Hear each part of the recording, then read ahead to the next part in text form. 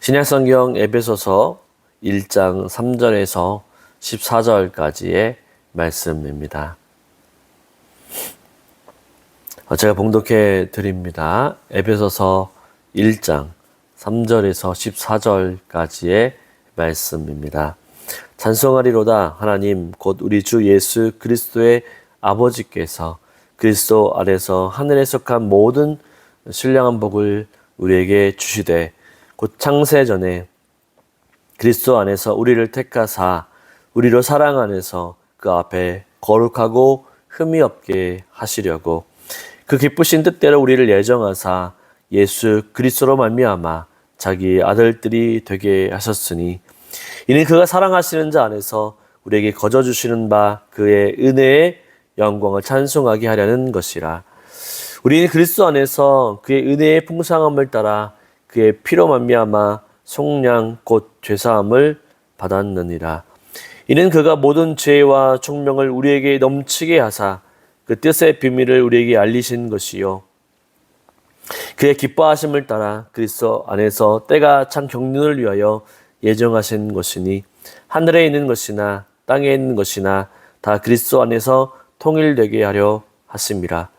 모든 일을 그의 뜻에 결정대로 일하신 이의 계획을 따라 우리가 예정함을 입어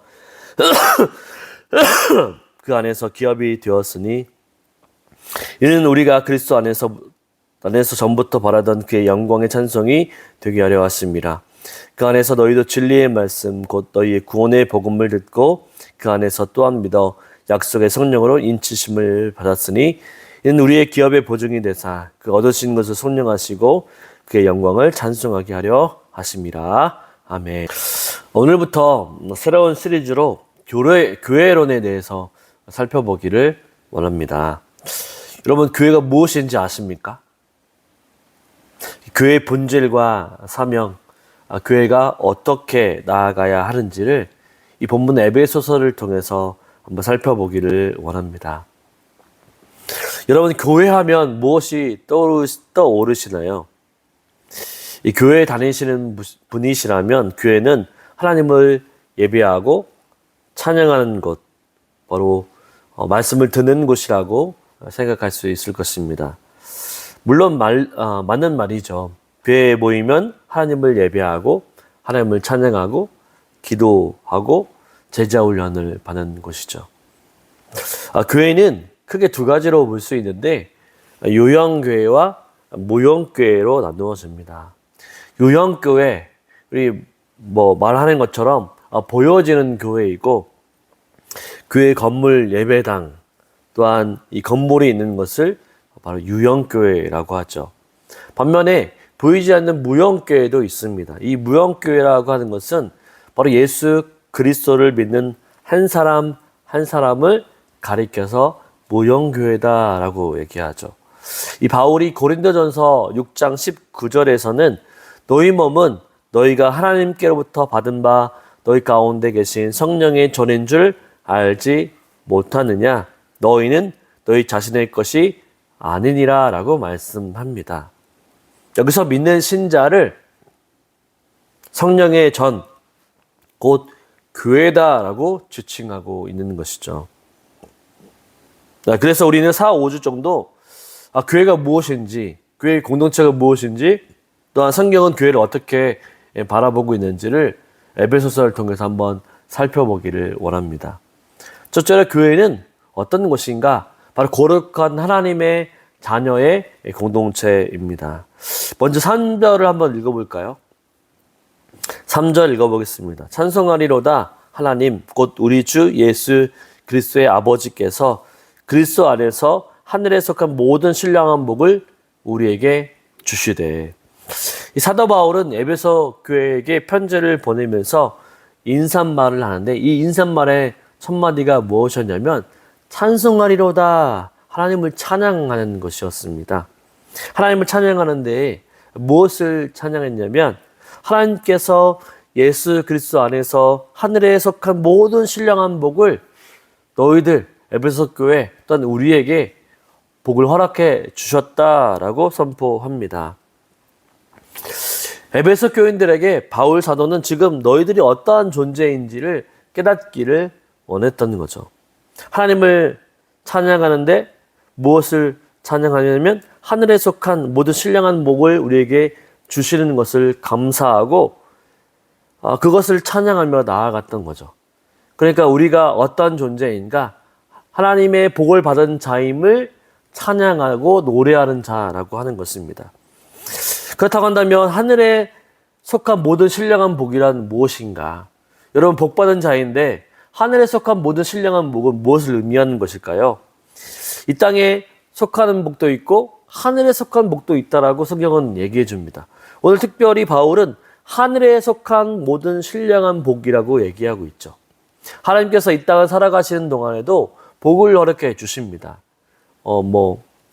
건강의 복도 주시고 자녀들의 복도 주시고 지혜의 복도 주시고 물질의 복도 주시죠.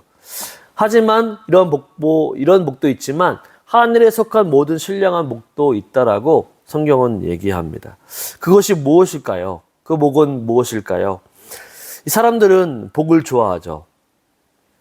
한국 사람들은 복을 워낙 좋아합니다. 이 새해가 돌아오게 되면 어떻게 인사하죠? 새해 복 많이 받으십시오 라고 인사하기도 합니다. 또 복을 좋아하기 때문에 숟가락, 젓가락에도 복자가 새겨져 있고요. 또한 결혼할 때에 침구류에도 옛날에는 벽에와 이불에도 크게 복이라고 하는 글자가 새겨져 있었습니다. 아주 옛날 코미디 프로그램 중에 이런 프로그램이 있었죠. 웃으면 복이 와요 라고 하는 프로그램도 있었습니다. 이처럼 한국 사람들은 복을 너무나도 좋아한다라고 하는 거죠. 우리뿐만 아니라 예수님 당시에도 사람들에게도 복은 너무나도 중요한 것 같았습니다. 왜냐하면 사도 바울이 성도들에게 복을 이야기하고 있기 때문이죠. 그렇다면 바울이 말하고 있는 신령한 복은 무엇인가?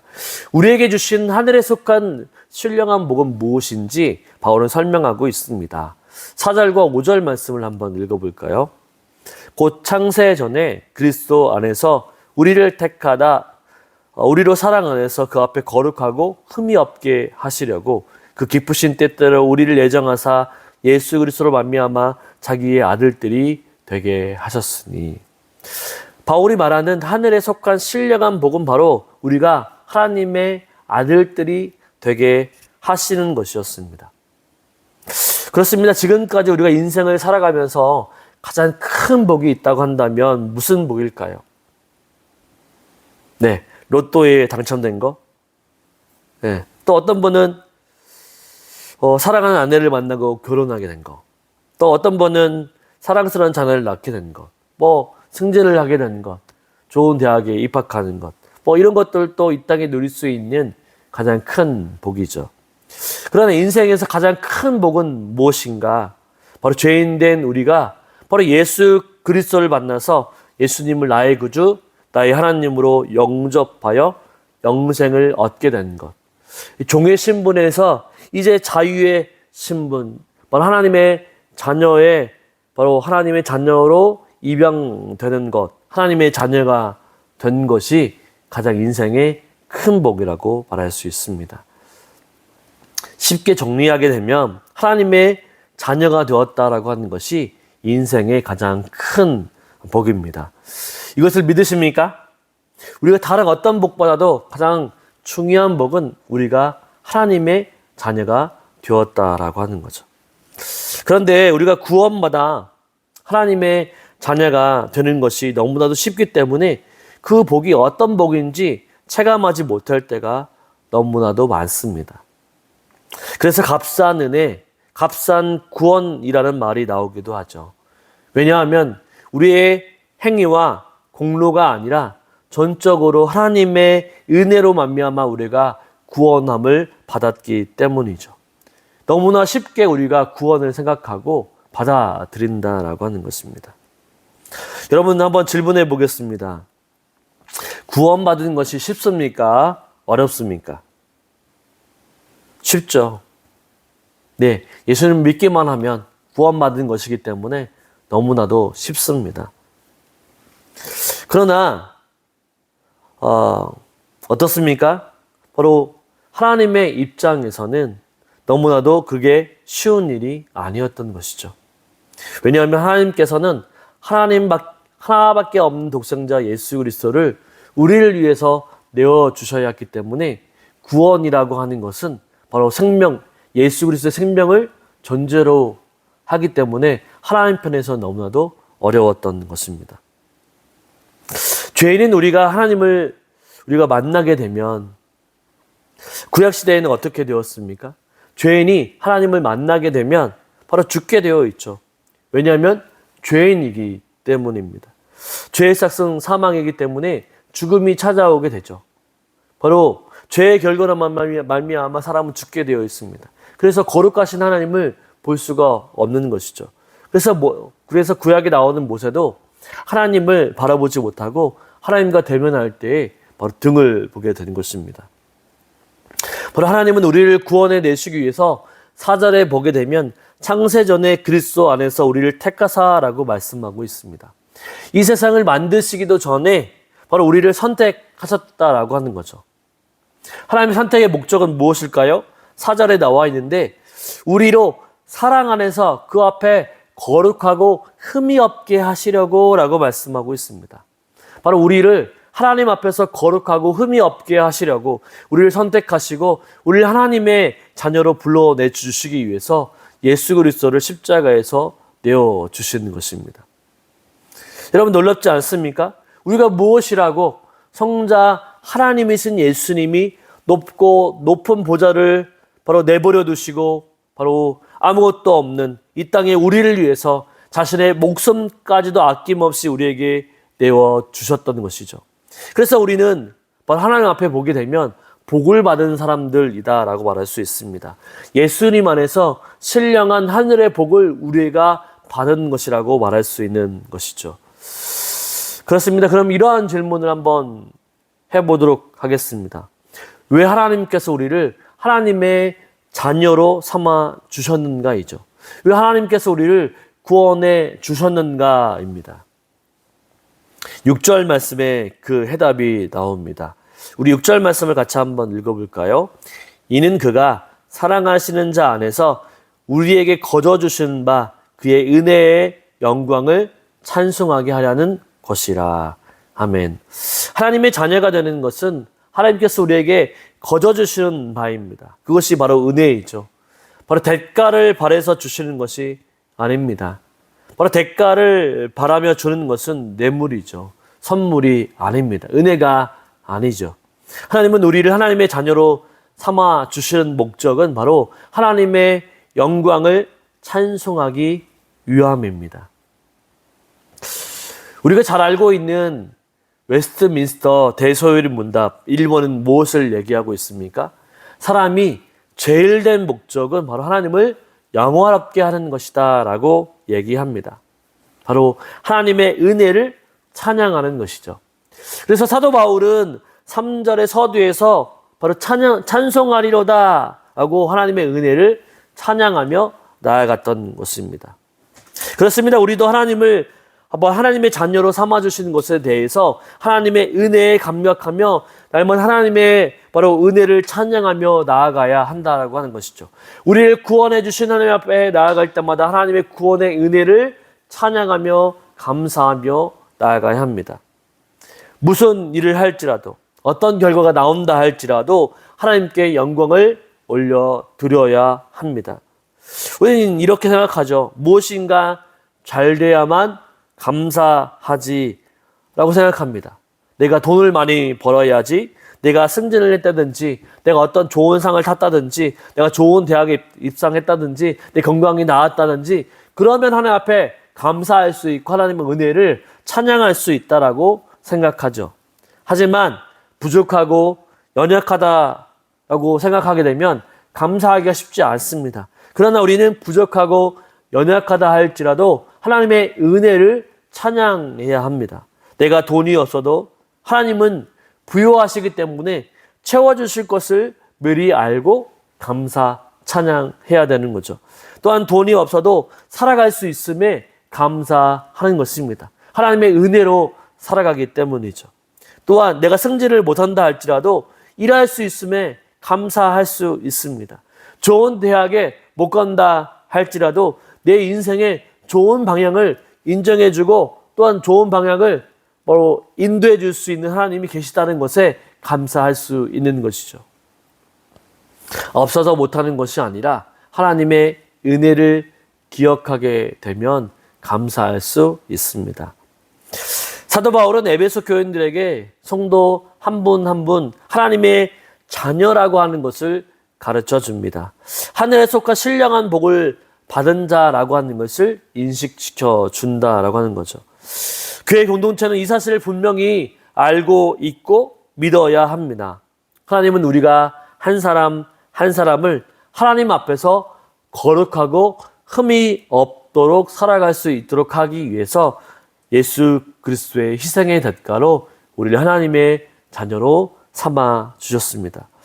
그렇다고 한다면 우리가 교회 안에서 어떻게 행동할 수 있을까요? 자신이 가진 것이 많다라고 우리가 교만할 수 있을까요? 자신이 사회적으로 높은 지위에 있다고 우리가 자랑할 수 있을까요? 또한 좋은 대학에 또한 대기업에 다닌다고 우쭐댈 수 있을까요? 아니면 그와 반대의 경우도 마찬가지라고 할 수 있죠. 가진 것이 없고 사회적으로 별 볼 일 없고 좋은 대학이나 기업에 다니지 못한다고 해서 서로를 비판하고 또 부정적으로 이야기하면 될까요? 그렇지 않을 것입니다. 이런 모든 것들은 바로 하나님의 자녀됨의 모습이 아닐 것이죠. 이 사도 바울은 지금 우리를 하늘에 속한 신령한 복을 받은 자들이기 때문에 거룩한 모습, 흠이 없는 모습으로 하나님께 영광과 찬송을 드리기를 원하고 있었던 것이죠. 우리 교회 공동체의 모습은 어떻습니까? 우리를 거룩한 하나님의 자녀의 공동체로 하나님은 우리에게 복을 허락해 주셨습니다. 우리의 모습을 한번 점검해 보십시오. 바로 하나님을 닮아가기 위해서 하나님은 그분은 예수 그리스도를 희생하며 우리를 바로 죄에서 구원해 주셨습니다. 우리가 천국 가기 위해서 우리를 건져내신 것이 아니라 우리를 하나님 앞에 거룩하고 흠이 없게 살아갈 수 있도록 우리를 불러주신 것입니다. 우리는 하나님의 자녀입니다. 그러니까 자녀답게 바로 거룩한 모습으로 날마다 하나님을 닮아가는 그런 여정 가운데 나가실 수 있는 저와 여러분의 삶이 되시기를 주님의 이름으로 축원을 드립니다. 두 번째로는 예수 그리스도 안에서 우리는 하나 되는 공동체라고 하는 거죠. 우리 먼저 10절 말씀을 한번 읽어볼까요? 10절입니다. 하늘에 있는 것이나 땅에 있는 것이 다 그리스도 안에서 통일되게 하려 하심이라. 10절에 우리가 주목해야 할 단어는 통일입니다. 통일. 이 다른 말로 하게 되면 하나됨, 연합이라고 하는 말이죠. 우리가 통일하면 통일을 수없이 많이 들어봤을 것입니다. 남북 통일. 그죠? 우리의 소원은 통일. 바로 통일이여 오라라고 하는 구호가 있습니다. 통일을 많이 들어봤죠. 하늘에 있는 것이나 땅에 있는 것이 다 그리스도 안에서 통일되게 하려 하심이라라고 하는 말씀은 무엇을 의미하는 것일까요? 통일이라고 하는 것, 연합이라고 하는 것을 우리가 생각할 수 있지만 이 전체적인 본문의 의미는 무엇인가요? 이 본문의 말씀을 쉽게 이해하려면 오늘 본문 1장 20절부터 23절까지 말씀을 읽어보면 쉽게 이해가 갑니다. 우리 한 번 더 에베소서 1장 20절부터 23절까지 말씀을 읽어보도록 하겠습니다. 그의 능력이 그리스도 안에서 역사하사 죽은 자들 가운데서 다시 살리시고 하늘에서 자기의 오른편에 앉으사 모든 통치와 권세와 능력과 주권과 이 세상뿐 아니라 오는 세상에 일컫는 모든 이름 위에 뛰어나게 하시고 모든 만물을 그 발에 복종하게 하시고 그를 만물 위에 교회의 머리로 삼으셨느니라. 교회는 그의 몸이니 만물 안에서 만물을 충만하게 하신 이의 충만이니라. 아멘. 지금 사도 바울은 에베소 교회를 향해서 하나됨을 이루라, 연합을 이루라 라고 강조하고 있습니다. 예수 그리스도 안에서 죄사함을 받고 하나님의 자녀가 되었습니다. 구원받은 하나님의 자녀들이죠. 그런데 연합이 잘 이루어지지 않았던 것 같습니다. 이 에베소 교회에서도 하나됨, 연합이 잘 안 이루어졌던 것 같습니다. 연합이 이루어지지 않은 이유는 무엇일까요? 왜 하나가 되지 못할까요? 왜 우리가 하나가 되지 못할까요? 그렇다고 한다면 하나가 되려면 어떻게 해야 할까요? 먼저는 저는 이렇게 생각합니다. 손해를 보아야 한다라고 하는 거죠. 자신이 하고 싶은 것, 자신이 이야기하고 싶은 것을 자제할 수 있어야 한다는 사실이죠. 자기의 주장을 내려놓아야 한다는 것입니다. 그리고 상대방을 이해해 줄 수 있어야 한다라고 하는 거죠. 여러분, 부부도 그렇지 않습니까? 하나가 되기 위해서는 자신의 것을 양보해야만 합니다. 먹고 싶은 것도 서로 취향이 다르고 입맛이 다릅니다. 그런데 바로 양보하고 맞춰야 하는데 그렇지 않을 때에는 싸움이 일어나고 다툼이 일어나게 되죠. 양보하지 않고 주장하면 싸움이 되는 것입니다. 교회도 마찬가지 아닙니까? 서로 다른 환경에서 자라나기도 하고 성격도 다릅니다. 기질도 다릅니다. 그런데 바로 서로가 자기의 것을 주장하기만 한다면 분란이 일어나게 될 것입니다. 그래서 하나님께서는 예수 그리스도 안에서 하나가 되기를 지금 원하시고 있는 거죠. 연합해라라고 말씀해 주고 있는 것입니다. 10절을 다시 보면 하늘에 있는 것이나 땅에 있는 것이 다 그리스도 안에서 통일되게 하려 하심이라라고 말씀합니다. 오늘 본문에 가장 많이 나오는 단어는 무엇일까요? 계속 읽다 보면 그리스도 안에서, 사도 바울은 그리스도 안에서라고 하는 말을 강조하고 있습니다. 바로 우리가 하나 되기 위해서는 그리스도 안에 있어야만 가능하다라고 하는 거죠. 그리스도 안에 있을 때 하나가 되고 연합되어질 수 있습니다. 하나가 되기 위한 이유가 바로 예수 그리스도 때문이라고 하는 것이죠. 예를 하나 들어보겠습니다. 바로 교회에서 점심을 같이 먹기로 합니다. 사람들이 모였습니다. 어떤 사람들은 고기를 좋아하고, 어떤 사람들은 생선을 좋아하고, 어떤 사람들은 채식을 좋아합니다. 음식의 메뉴를 고르다 보면 어떤 사람들은 중국집을 좋아하고, 어떤 사람들은 한식을 좋아하고, 어떤 사람들은 양식을 좋아합니다. 다 취향과 취미도 다르죠. 그런데 셋 중에 하나를 선택해야만 한다면 어떻게 할까요? 예수님이 안 계실 때, 예수님이 없을 때는 목소리 큰 사람이 이깁니다. 그래서 목소리 큰 사람의 취향대로 가기도 하죠. 또한 고집이 센 사람이 있으면 고집을 부리면서 자기가 먹고 싶은 것으로 가려고 할 것입니다. 그런데 우리가 살펴보면 예수 안에 있을 때 어떻게 됩니까? 예수 안에 있을 때는 은혜가 있죠. 서로 물어보면서 자기가 좋아하는 것을 참고 들어주면서 상의하면서 메뉴를 고르게 되죠. 그렇습니다. 예수 그리스도 안에 있을 때 자신의 생각과 방향, 마음을 내려놓을 수 있습니다. 예수님이 우리의 머리가 되실 때 우리는 지체로서 양보하고 겸손함으로 나아갈 수 있는 것이죠. 왜 그렇습니까? 바로 예수님이 우리에게 그러한 모습을 먼저 보여주셨기 때문이죠. 예수님이 이 땅에 오실 때에도 낮고 천한 자리에 먼저 와 주셨기 때문입니다. 그분이 먼저 겸손의 자리로 나아가셨기 때문에 우리가 하나님 앞에 바로 겸손해질 수 있는 것이죠. 우리 빌립보서 2장 5절에서 11절까지 말씀을 읽어보겠습니다. 너희 안에 이 마음을 품으라 곧 그리스도 예수의 마음이니 그는 근본 하나님의 본체시나 하나님과 동등됨을 취할 것으로 여기지 아니하시고 오히려 자기를 비워 종의 형체를 가지사 사람들과 같이 되셨고 사람의 모양으로 나타나사 자기를 낮추시고 죽기까지 복종하셨으니 곧 십자가에 죽으심이라. 이러므로 하나님이 그를 지극히 높여 모든 이름 위에 뛰어난 이름을 주사 하늘에 있는 자들과 땅에 있는 자들과 땅 아래에 있는 자들로 모든 무릎을 예수의 이름에 꿇게 하시고 모든 입으로 예수 그리스도를 주라 시인하여 하나님 아버지께 영광을 돌리게 하셨느니라. 아멘.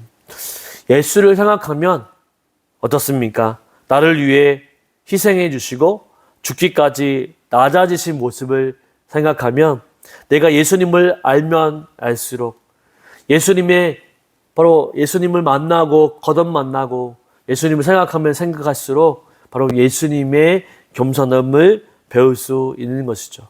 주님을 더욱더 닮아갈 수 있게 되는 것입니다. 그래서 바로 주님이 하나 되기 위해서 연합하라 라고 말했을 때 자신의 모든 것을 내려놓고라도 연합하기에 힘쓰는 자들이 될 수 있다라고 하는 거죠. 저와 여러분은 어떻습니까? 그리스도 안에서 하나 되기 위해서 얼마나 애쓰고 힘쓰십니까? 아니면 아직도 내가 고집 부리고 내가 주장하고 내 맘대로 해야만 속이 풀려서 또한 그렇게 하기를 원하십니까? 하나님은 오늘도 우리에게 예수 그리스도 안에서 하나 되기를 원하십니다. 교회 안에서도 오직 하나됨을 지켜서 예수 그리스도의 겸손함으로 하나 되어 연합하여 나가기를 예수 그리스도의 이름으로 간절히 축원을 드립니다. 아멘. 마지막 세 번째로는 교회 공동체는 성령의 인치심을 받은 공동체입니다. 우리 13절과 14절 말씀을 한번 읽어볼까요? 그 안에서 너희도 진리의 말씀 곧 너희의 구원의 복음을 듣고 또 그 안에서 또한 믿어 약속의 성령으로 인치심을 받았으니 이는 우리의 기업의 보증이 되사 그 얻으신 것을 성령하시고 그의 영광을 찬송하게 하려 하심이라. 하나님 앞에서 구원받은 자녀라고 하는 사실을 어떻게 알 수 있습니까? 라고 할 때 여러분이 어떻게 증명할 수 있습니까? 여러분이 구원받았는지 어떻게 알 수 있습니까? 나는 구원받아서 그 구원받았다고 하는 것을 어떻게 알 수 있습니까? 지금 당장 천국 갈 수 있어 라고 하시는 분이 죽어서 내가 지금 당장 천국 갈 수 있다 라고 하시는 분이 계십니까? 확신하시는 분이 있으십니까? 예, 여기에 있는 분은 다 아멘 할 줄 믿습니다. 그러나 어떤 분들은 신앙이 오래되고 믿음을 가진 지 오래되는데도 불구하고 자신이 지금까지 하나님 앞에서 부끄러운 것들, 잘못했던 것들, 하나님 앞에서 열심히 하지도 못했고 말씀과 기도 생활도 잘하지 못했다라고 생각하면서 나는 구원받았는지 구원받지 못했는지 헷갈려 하시는 분들이 참으로 많이 했습니다. 그런데 오늘 본문에서는 확실하게 그것을 말씀해 주고 있는 것이죠. 13절에 보니까 이런 말씀이 있습니다. 그 안에서 너희도 진리의 말씀 곧 너희의 구원의 복음을 듣고 그 안에서 또한 믿어 약속의 성령으로 인치심을 받았느니라. 이 구원받는 과정을 설명해 주셨는데 우선 복음을 들어야 한다라고 하는 거죠. 로마서 10장 17절에 보면 그러므로 믿음은 들음에서 나며 들음은 그리스도의 말씀으로 말미암는다라고 말씀하는데 복음은 바로 들어야만 믿음이 생기는 것이죠. 하나님의 말씀을 들어야만 믿음이 생기고 바로 예수 그리스도가 우리의 구주인 것을 분명히 깨달을 수가 있습니다. 그래서 우리는 날마다 하나님의 말씀을 들어야 하고 하나님의 말씀을 읽어야만 합니다. 그래야 믿음이 생기는 거죠. 또한 너희의 구원의 복음을 듣고 또 무엇이라고 되어 있습니까? 그 안에서 또한 믿어라고 되어 있습니다. 네. 복음을 듣는 것으로만 끝나는 것이 아니라 바로 믿어야 한다라고 하는 거죠. 하나님의 말씀이 바로 맞구나라고 하는 바로 진실이구나 하는 것을 믿어야 한다라고 하는 거죠. 그런데 말씀을 들었다고 해서 믿어지지가 않습니다. 우리가 바로 예수님을 나의 구주로 영접하게 될 때, 정말로 나는 죄인이고 하나님만이 바로 나를 구원해 주실 자라고 하는 것, 그래서 하나님이 보내주신 예수 그리스도를 통해서만 구원이 있다라고 하는 사실을 분명히 기억하고 이것을 믿는 자에게만 바로 은혜가 주어진다라고 하는 거죠. 우리가 예수님을 우리의 구주로 하나님을 영접하게 될 때에 성령께서 내 마음에 들어오시게 됩니다. 그리고 성령 하나님께서 우리에게 말씀을 깨닫게 하시는 것이죠. 이 성령님이 우리를 구원의 자녀라고 인쳐주셨다라고 분명히 얘기해 주고 있습니다. 13절에 보면 그렇게 나와 있죠. 쉽게 여기서 인치다라고 하는 말은 쉽게 이야기하면 바로 도장을 찍는다라고 하는 거죠. 너는 성령이 하나님의 자녀라고 하는 그것을 성령께서 도장을 꽉꽉꽉 찍어주신다라고 하는 것입니다. 바로 성령 하나님이 보증하신다라고 하는 거죠. 너 구원받았다는 걸 성령 하나님이 인쳐주시고 도장을 쾅쾅꽝 찍어주신다라고 하는 것입니다. 확실히 보증해 주신다라고 하는 거죠. 그래서 우리는 우리의 행위나 공로로 되어진 것이 아니라 하나님의 전적인 역사임을 깨달아야 한다라고 하는 것입니다. 하나님이 확실히 보증해 주신다라고 하는 거죠. 성령 하나님이 우리가 구원받은 것에 대해서 확실히 도장으로 찍어주신다라고 말씀해 주십니다. 그래서 사도 바울은 14절 마지막 절에 이렇게 얘기하고 있습니다. 그의 영광을 찬송하게 하려 함이라. 여러분, 우리가 구원받은 것, 우리의 행위로 절대 되어진 것이 아닙니다. 성부 하나님이 계획하셨고, 성자 예수님이 성취하셨고, 성령 하나님이 또 이루어 가신다라는 것이죠. 완성해 가신다라고 하는 것이죠. 전적으로 하나님의 역사라고 하는 것입니다. 그래서 우리는 하나님을 찬송할 수밖에 없다라고 하는 거죠. 그렇습니다. 교회의 공동체는 성령의 인치심을 받은 공동체입니다. 그렇기 때문에 교회는 영원히 하나님 안에서 이 세상 끝날까지 구원의 방주가 될 것입니다. 세상의 사람들은 말합니다. 교회가 썩었다라고, 교회가 더 이상 필요하지 않다라고, 사회 악이라고 말하는 사람들도 있습니다. 그렇습니다. 교회가 교회다운 모습을 보이지 못해서 안타깝기도 합니다. 그렇게 질타를 받는 것이죠. 교회가 교회다움을 잃어버리게 되면 교회가 썩어지게 되고 영향을 잃어버리게 됩니다. 그러나 지금도 교회는 필요합니다. 왜냐하면 복음을 듣지 못하는 사람들이 많기 때문이죠. 그들에게 복음의 방주가 되어야만 합니다. 쉴만한 물가가 되어 주어야 하는 것이죠. 바로 하나님이 세우신 교회, 하나님이 세우신 자녀들, 하나님이 선택하신 백성은 절대로 이 땅 가운데 흔들리지 않습니다. 하나님이 책임져 주십니다. 하나님이 지켜주십니다. 하나님이 채우십니다. 이 사실을 성령 하나님께서 우리를 향해서 보증해 주시고 인쳐 주십니다. 그러니 우리 삶 가운데 절대로 낙심하지 마시기 바랍니다. 나는 연약해, 나는 부족해, 할 수 없어 라고 하는 말이 아니라 성령 하나님을 의지하면서 늘 언제나 하나님을 바라보며 그분이 채워주실 것이다. 그분이 인도해 갈 것이다. 그분이 또한 우리를 향하여 큰 비전을 주실 것이다 라고 하는 사실들을 굳게 믿고 바로 언제나 하나님이 책임져 주실 것을 믿고 나아갈 수 있는 저와 여러분의 삶이 되시기를 주님의 이름으로 축원을 드립니다. 아멘.